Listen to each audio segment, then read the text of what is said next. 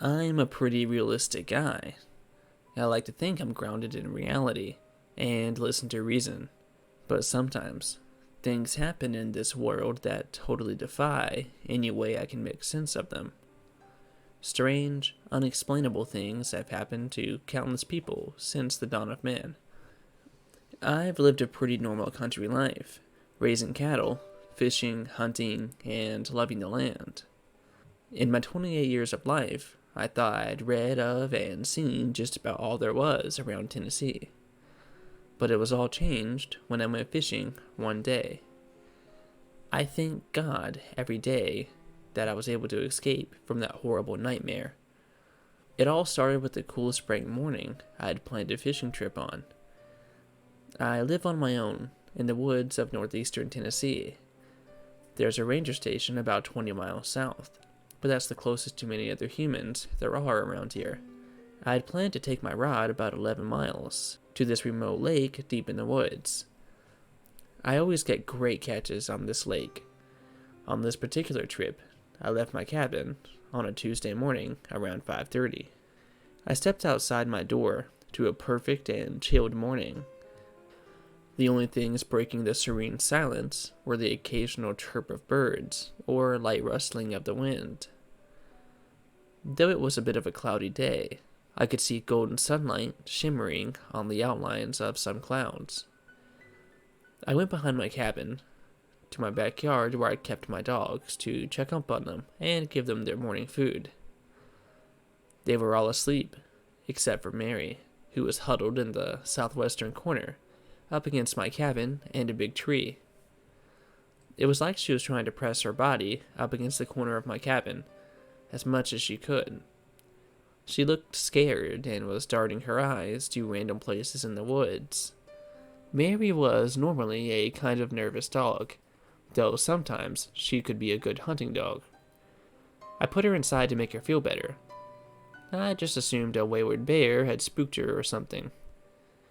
I had to pick up the poor girl and take her inside. She was shivering all over. No bears can get over or through the fence I built. I had built a good layer of concrete for the ground of the fence, so the dogs or nothing else could dig under it. The cold morning air filled my lungs with confidence about the day, and I started down a well-worn path in the direction of the lake. About 2 or 3 miles away from the lake, I started to occasionally catch a faint whiff of some strange smell. Something like a mix between some kind of ashes and something dead. I thought of how I had never smelled something like that before, not in the woods or anywhere else. I thought more about it as I strolled through the chilled morning woods, the early birds singing here and there.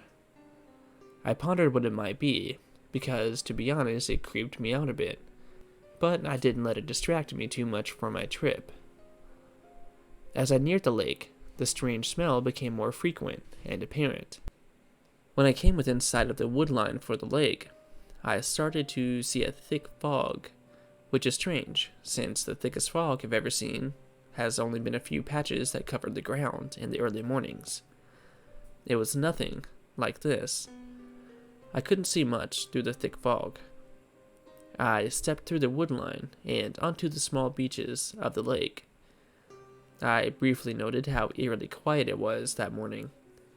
Even as I entered and prepared my canoe, with the rustling of the oars and supplies, the sounds of preparation seemed muffled and quieter in some strange way. That's weird, I said out loud to test the sound of my voice. But my voice still seemed its normal volume. The strange scent became more apparent around the lake, even though I couldn't figure out where it was coming from. After about an hour or so, I'd gotten used to the strange smell. Strangely, I didn't get a single bite. I normally would have reeled in at least 3 or 4 by then, but the lake was eerily still and quiet. The morning fog floated quietly above its glassy smooth surface. About an hour and a half later is when the nightmare began. I remember it so clearly. The terror of the experience etched into my brain forever. None of it makes sense. I don't try to make sense of it anymore. I'll only lose more sleep over it. I don't even want to think about it ever again. It makes me stay up all night, with my shotgun and dogs inside. I don't expect you to believe me, but what happened next is true.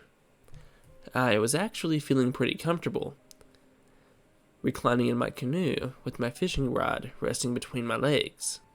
That was when I started to hear a strange, wet slapping noise off in the distance. It was like a kid hitting the water with their open palm or something. It had a weird plopping sound to it, like maybe it was a deer swimming. That was my first thought. I wouldn't be too concerned about a deer swimming. I've never seen it, but I know they do, and I wouldn't be surprised. Unfortunately, it wasn't a deer. I wish it was. It sounded like it started over on the northeastern bank, like whatever it was entered the lake and started to try to swim. I never heard it made any noise on the banks or in the woods. The slapping sounds were slow and random in pace. I sat up in my canoe and brought my line in to focus on the weird sound. It was made even weirder by the strange scent I'd been smelling all day. I think it has something to do with that thing. I only smelled the scent that day, never after that. Mary surely smelled it before I did. For a while, it sounded like whatever it was going in random directions, like it had no idea where I wanted to go. I was concentrated on the weird sound, when, at that moment, I suddenly sneezed. The sound stopped briefly. Then, to my horror, they slowly started to get closer and closer to my canoe. Each slapping sound started getting a pattern to it, about 3 to 5 seconds apart. I got weirded out and decided to get out of there right then. I quickly closed up my tackle box, set my rod in the bottom of the canoe, and fished the kind of small oar out from under some nets. I repositioned myself and started to paddle back to shore, but I only managed to get a few strokes in before a big splash shot up on the right side of my canoe. The thing that entered the lake had somehow gotten right by my canoe, even though a couple moments before I heard it making sounds about 30 yards away. It shot up out of the water with an horrifying, groan-like moaning. It sounded like a bear and a lion were screaming at the same time. It looked like a bunch of melted piles of flesh of different animals, all stuck together, stretched in some places and lumped together in others, with a large, gaping mouth that stung to high heaven. Instinct kicked in, and I kicked it as hard as I could, in the face, or what I thought was the face. I did so about 2 or 3 times, before realizing it didn't seem to do much good. It swung what looked like a big arm around its right side, and heaved it onto the boat, which made it rock. The big arm had a deer leg sticking out of it, that was wiggling and twitching. It had a couple bear arms also, and, to my horror, even a few human ones. All of it was somehow mushed and stuck together, as one lumpy abomination of appendages. I didn't even try to get a good look at the thing. I was focused on survival, and getting the hell out of there. That thing was letting the smell, which I'd been smelling all morning, from its mouth, except it was 100 times more putrid. It was so strong that I gagged and coughed at the stench. Its grip on my canoe was so tight that it started to sink and break apart right after it got a hold of it. I could hear my canoe quickly snapping here and there. I had the oar in my right hand and hit it as hard as I could. After this, I quickly bailed out of the boat. It seemed like the thing was pretty wrapped up in attacking the canoe, like it thought I and the canoe were a single organism. I dove into the water and swam as fast as I'd ever swam before in my life, straight for the shore. I heard the monster crushing and snapping my precious canoe apart, screaming horrible, low-pitched groans through the fog. As soon as I got a footing on land, I turned to see the monster sinking back into the water, slowly coming towards me. Chunks and part of my canoe stuck out of it, and looked like they were sinking into the thing's flesh. Bubbles kept coming up from the water.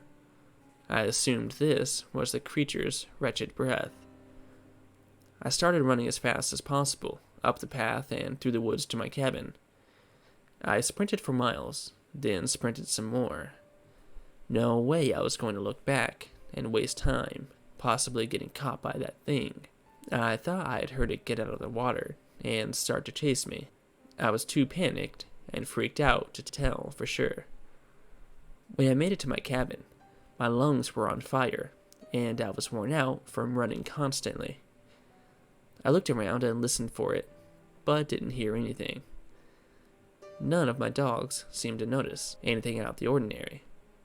I got inside quickly and had my shotgun at the ready for the next couple of days. I didn't do anything without my shotgun in arm's reach.